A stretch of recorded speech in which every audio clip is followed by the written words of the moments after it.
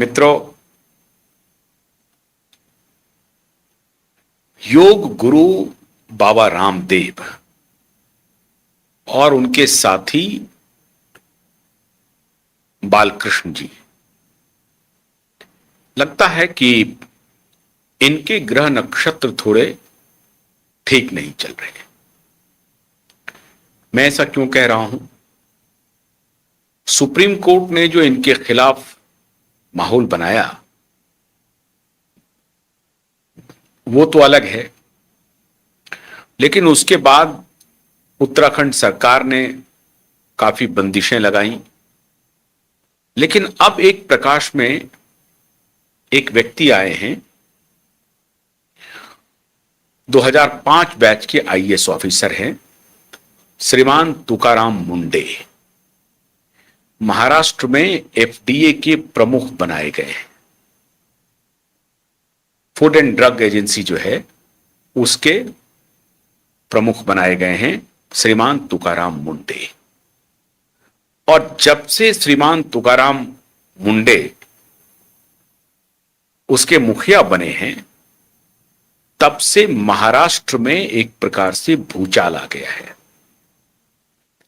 Adulteration के खिलाफ, जितने भी एडल्टरेटेड खाद्य पदार्थ हैं उसके खिलाफ ऐसा समझिए कि अभियान छेड़ दिया है तुकाराम मुंडे ने।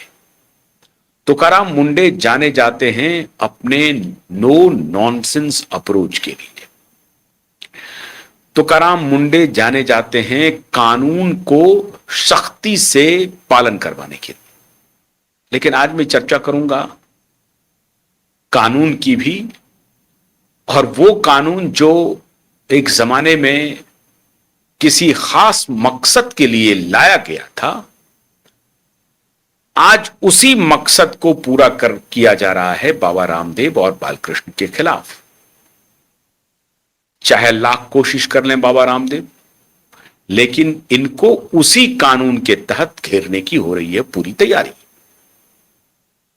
तो पहले तुकाराम मुंडे की चर्चा कर लेते हैं। तुकाराम मुंडे ने महाराष्ट्र के सभी जो ड्रग मैन्युफैक्चरिंग कंपनियां हैं, दवा बनाने वाली कंपनी है, खाद्य पदार्थ बनाने वाली जो कंपनी है, उन सबको लेकर के उनकी दबिश हुई। 1100 रेड्स हुए पूरे महाराष्ट्र में, अलग अलग शहरों में। उसमें मुंबई भी शामिल है, पुणे भी शामिल है, नासिक शामिल है।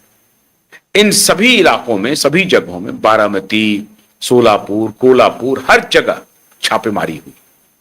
और छापेमारी में जो वस्तुएं मिली वो नींद उड़ा देगी आप।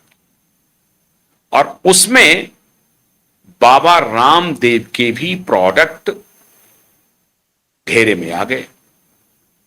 बाबा रामदेव के 14 ड्रग्स पहले से ही घेरे में थे, जिसको सुप्रीम कोर्ट ने कहा कि इन ड्रगों के बारे में, इन दवाइयों के बारे में आप जो एडवर्टीजमेंट दे रहे हैं वो पूरी तरह से भ्रामक है।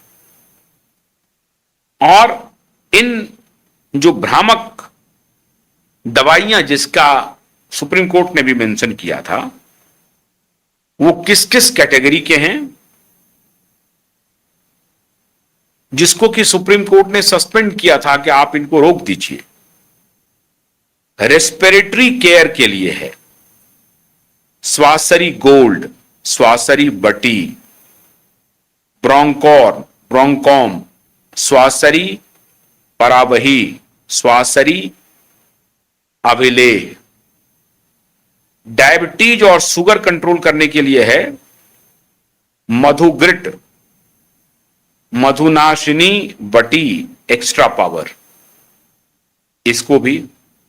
हार्ट एंड ब्लड प्रेशर के लिए है BP grit, Muktavati extra power, Lipidom. उसके बाद है लीवर केयर के लिए है लिवामृत एडवांस और लिवोग्रिट। आई केयर के लिए है आईग्रिट गोल्ड, पतंजलि दृष्टि आई ड्रॉप। अब ये जो 14 ड्रग्स हैं, ये सबके मैंने नाम बता दिया आपको। 14 के 14 ड्रग्स को सुप्रीम कोर्ट ने ही कह दिया कि आप ये एडवर्टीजमेंट नहीं कर सकते। वो किस कानून का हवाला दे रहे थे? वो कानून है, तीन कानून है बल्कि। पहला कानून है 1940 का, दूसरा कानून है 1945 का और तीसरा कानून है 1954 का। उसमें सबसे जो खतरनाक कानून है मित्रों वो है 1954 का, 1954 का, और वो कानून है the drugs and magic remedies objectionable advertisements. मतलब आप किसी ड्रग के ऊपर ये जादू कर देता है, ये दवा एकदम से क्योर कर देता है, ऐसा आप नहीं लिख सकते हैं। और जो 1945 का जो एक्ट है उसका ऑब्जेक्टिव क्या था? उसका ऑब्जेक्टिव था कि जो इंपोर्ट हो रही है, प्रोडक्ट जो इंपोर्ट हो रही है और उसके बाद जो मैन्युफैक्चरिंग हो रही है, तो विदेशों से जो माल आप मंगाते हैं फिर जो मैन्युफैक्चरिंग करते हैं, तो उसकी क्वालिटी चाहे एलोपैथिक और ट्रेडिशनल इंडियन मेडिसिन का क्यों ना हो, लेकिन उसकी क्वालिटी मेंटेन हो, उसकी पैकेजिंग ठीक हो। इस सब पर स्ट्रिक्टली एक लाइसेंस की रिक्वायरमेंट है, लाइसेंस के बिना आप नहीं कर सकते हैं। और उसमें जो है 3 तरह के शेड्यूल बनाए, शेड्यूल एच, शेड्यूल एक्स और शेड्यूल एम। शेड्यूल एच में है prescription only a drugs that must feature a prominent red boxed Rx warning label. Schedule X है highly regulated psychotropic and narcotic substances requiring strict record keeping and double locked storage. और schedule M है outlines good manufacturing practices GMP that pharmaceuticals factories must uphold. ये 3 जो schedule हैं, इन schedule के तहत सारे products आएंगे और आपको अपने डब्बे के ऊपर मेंशन करना पड़ेगा ये दवाई क्या है, उसके इफेक्ट्स क्या हैं, ये सारी बातें हैं। ये 1945 का एक्ट है और 1940 का और 1954 का। अब इसी कानून के तहत इस कानून में परिवर्तन की भी आवश्यकता होनी चाहिए थी, लेकिन